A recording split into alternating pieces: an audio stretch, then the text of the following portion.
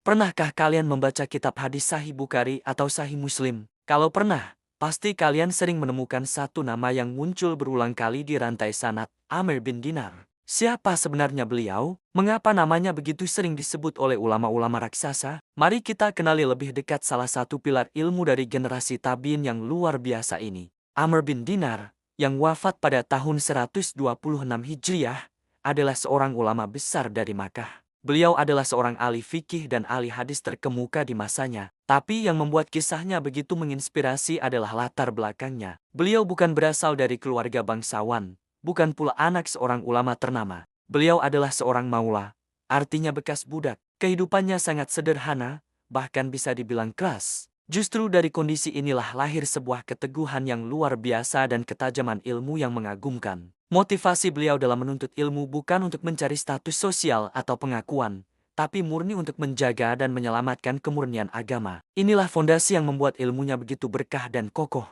Sekarang, mari kita lihat dari siapa beliau menimba ilmu. Guru-guru Amr bin Dinar bukanlah orang sembarangan. Beliau belajar langsung dari para sahabat inti Nabi Muhammad Shallallahu Alaihi Wasallam. Di antaranya adalah Ibnu Abbas, yang merupakan guru paling berpengaruh dalam hidupnya, juga Ibnu Umar, Abu Hurairah, Jabir bin Abdullah, dan Anas bin Malik. Bayangkan, beliau menyerap ilmu langsung dari sumbernya, dari generasi emas Islam. Bukan sekadar dengar-dengar atau membaca dari buku. Karena beliau tinggal lama di Makkah dan sangat dekat dengan Ibnu Abbas, sang lautan ilmu, Amr bin Dinar menjadi sangat kuat dalam bidang tafsir Al-Quran dan manasik haji. Kedalaman ilmunya tidak perlu diragukan lagi. Jika ada pertanyaan seputar haji, umrah, atau hukum-hukum ibadah lainnya di Makkah pada masa itu, nama Amr bin Dinar selalu menjadi rujukan utama. Imam besar sekelas Az-Zuhri pernah berkata, "Aku tidak melihat seorang pun yang lebih tahu tentang manasik haji daripada Amr bin Dinar." Salah satu ciri khas beliau adalah tidak suka banyak bicara kosong.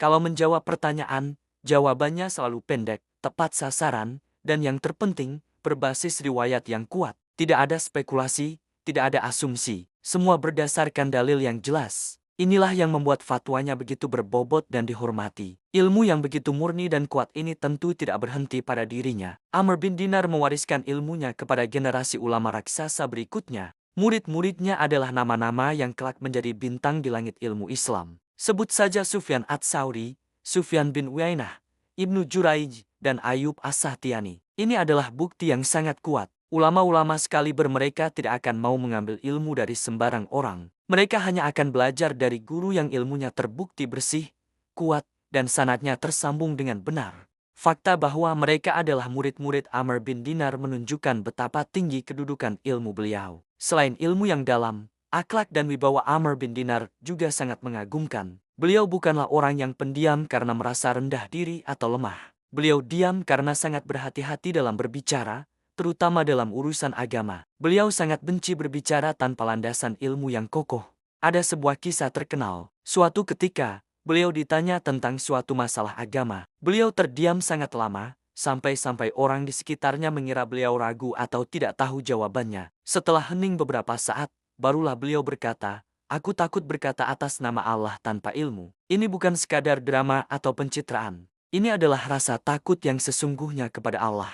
Beliau sadar betul betapa beratnya tanggung jawab menyampaikan hukum Allah. Beliau juga dikenal sebagai pribadi yang menjaga jarak dari penguasa, tidak pernah menjilat atau mencari muka, dan tidak mendekati mereka kecuali dalam keadaan darurat. Wibawanya lahir dari ketakwaannya, bukan dari jabatannya. Dalam periwayatan hadis, kedisiplinan beliau sangat ketat. Jika beliau tidak 100% yakin dengan sebuah hadis, beliau tidak akan meriwayatkannya. Karena sikap inilah, sebagian orang pada masanya menganggapnya pelit hadis. Padahal, itu bukanlah sifat pelit, melainkan wujud kejujuran dan amanah ilmiah yang luar biasa. Beliau tidak mau mengambil risiko menyampaikan sesuatu yang mungkin tidak akurat dari Rasulullah. Maka, tidak heran jika seluruh ulama ahli kritik hadis, atau yang dikenal dengan ulama jarh wa ta'dil, sepakat memberikan gelar tertinggi untuknya. Mereka menyatakan bahwa Amr bin Dinar adalah sikah, artinya sangat terpercaya. Seb, artinya kokoh hafalannya. Dan hujah, artinya riwayatnya bisa dijadikan argumen yang kuat dalam agama.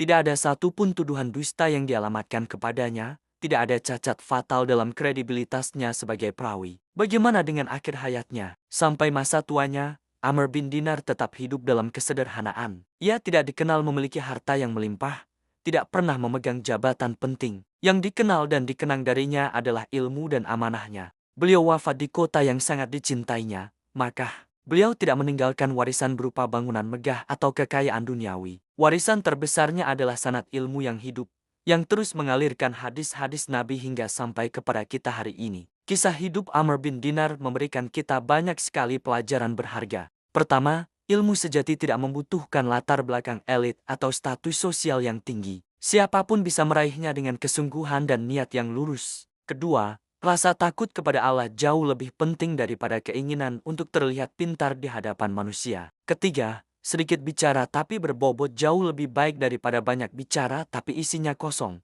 Dan yang terakhir, diam karena menjaga amanah ilmu itu jauh lebih mulia daripada banyak bicara karena ingin mendapatkan pengakuan dari orang lain. Semoga kita bisa meneladani semangat dan akhlak mulia dari ulama besar seperti Amr bin Dinar. Terima kasih sudah menyimak sampai akhir. Jangan lupa untuk subscribe agar tidak ketinggalan kisah-kisah inspiratif lainnya. Sampai jumpa di video berikutnya.